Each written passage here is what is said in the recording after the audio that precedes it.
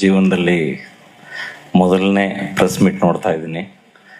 So nervous ಅಂತೂ ಇಲ್ಲ, ತುಂಬ ಎಕ್ಸೈಟೆಡ್ ಆಗಿದ್ದೀನಿ. ಏನಕ್ಕೆ ಅಂತಂದರೆ ಅಂಥ ಒಂದು ಪ್ರಾಜೆಕ್ಟ್ನ ತೊಗೊಂಬಂದಿದ್ದೀನಿ. ಓಕೆ, ಒಂದು ಪ್ರೌಡಾಗಿ ಹೇಳ್ತೀನಿ, ನಿನಗಾಗಿ ಶೋ ಬಂದ ಮೇಲೆ ತುಂಬಾ ಸ್ಕೋರ್ ಮಾಡುತ್ತೆ ಅಂತ ಅಂದ್ಕೊಂಡು. ಏನಕ್ಕೆ ಅಂತಂದರೆ ನನ್ನ ಸಪೋರ್ಟಿವ್ ಆಗಿ ನಿಂತಿರೋದು ಜೈ ಮಾತಾ ಕಂಬೈನ್ಸ್, ಅಶ್ವಿನಿ ಮ್ಯಾಮ್ ಆ್ಯಂಡ್ ಇಡೀ ಕಲರ್ಸ್ ಟೀಮ್.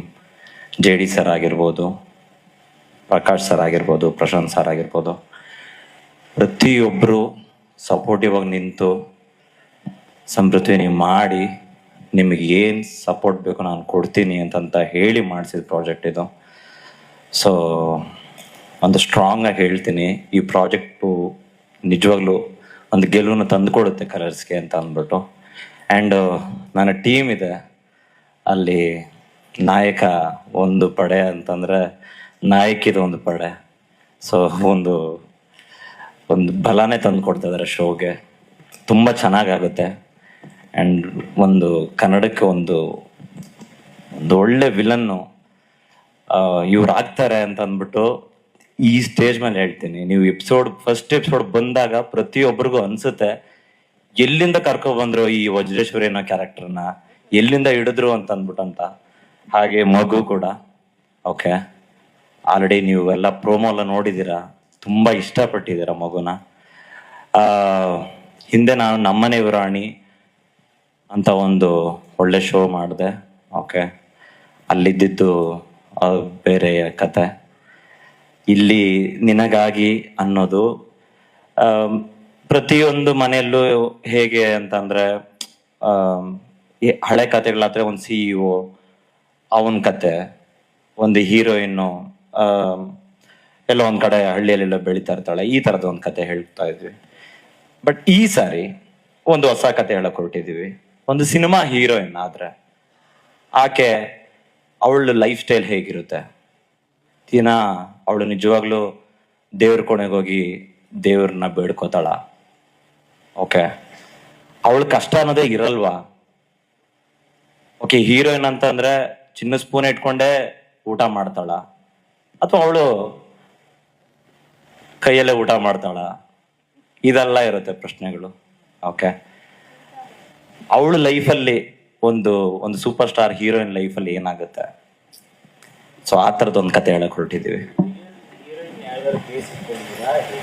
ಇಲ್ಲ ಸರ್, ಇದೊಂದು ಕಂಪ್ಲೀಟ್ ಆಗಿ ಕಾಲ್ಪನಿಕ ಕತೆನೆ.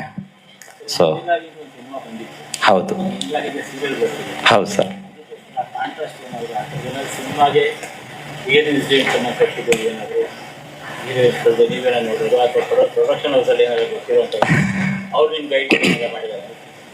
ಇಲ್ಲ, ಇದು ಕಂಪ್ಲೀಟ್ ಆಗಿ ಕಾಲ್ಪನಿಕ ಕತೆ.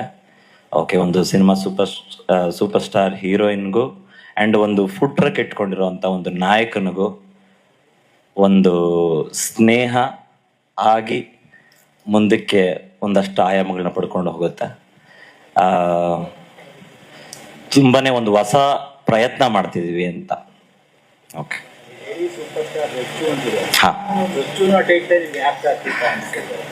ರಚ್ಚು ಅನ್ನೋ ಟೈಟ್ಲು ಆಪ್ಟ್ ಆಗ್ತಿತ್ತು ಅಂತ ನಮಗೂ ಅನ್ನಿಸ್ತು.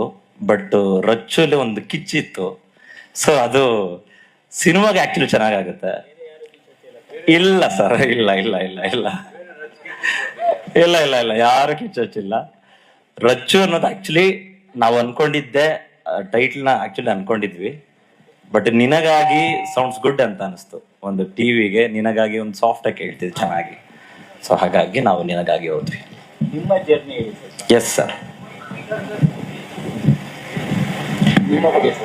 ನನ್ನ ಬಗ್ಗೆ ಹೇಳ್ಬೇಕು ಅಂತಂದ್ರೆ, ನಾನು ಈ ಹಿಂದೆ ಕಲರ್ಸ್ಗೆ 3 ಗಂಟು, ಹೂಮಳೆ, ನಮ್ಮನೆ ಯುವರಾಣಿ ಆ್ಯಂಡ್ ಕಲರ್ ಸೂಪರ್ಗೆ ರಾಜಾರಾಣಿ ಅಂತ ಒಂದು 4 ಸೀರಿಯಲ್ ಮಾಡಿದ್ದೀನಿ. ಸೊ ಪ್ರತಿಯೊಂದು ಸೀರಿಯಲ್ಲಲ್ಲೂ ಒಂದು ಹೊಸದಾಗಿ ಕಲಿತು ಈ ಮಟ್ಟಕ್ಕೆ ಬಂದಿದ್ದೀನಿ. ನಿನಗಾಗಿ ಅನ್ನೋದು ನನ್ನ ಲೈಫಲ್ಲಿ, ನನ್ನ ಕರಿಯರಲ್ಲಿ ಒಂದು ದೊಡ್ಡ ಪ್ರಾಜೆಕ್ಟ್ ಆಗಿ ನನಗೆ ಸಿಕ್ಕಿದೆ. ಸೊ ಇದನ್ನು ಡೈರೆಕ್ಟ್ ಮಾಡ್ತಿರೋದ್ರಲ್ಲಿ ನನಗೆ ತುಂಬಾ ಖುಷಿ ಇದೆ. ಸ್ವಲ್ಪ ಈ ಬೋರಿಂಗು ಅಂತ ಹೇಳ್ತಾರೆ, ಅಂದರೆ ರೆಗ್ಯುಲರ್ ಆಗಿ ಶಾರ್ಟ್ಸ್ಗಳು ಶಾರ್ಟ್ಸ್ ತೋರಿಸ್ತಿರ್ತಾರೆ ಹೌದು ಅವೆಲ್ಲ ಅಂತ. ಹೌದು. ನಿಮ್ಗೆ ಹೇಗಿರುತ್ತೆ ಅಂತ? ಇಲ್ಲ ಸರ್, ನೀವು ಕಂಪ್ಲೀಟ್ ಆಗಿ ಸೀರಿಯಲ್ ಪ್ಯಾಟರ್ನ್ ಬಿಟ್ಟು ಒಂದು ಸಿನಿಮಾ ಥರನೇ ಟ್ರೈ ಮಾಡಿದ್ದೀನಿ ನಾನು. ನೀವು ಎಪಿಸೋಡ್ ನೋಡುವಾಗ ಗೊತ್ತಾಗುತ್ತೆ.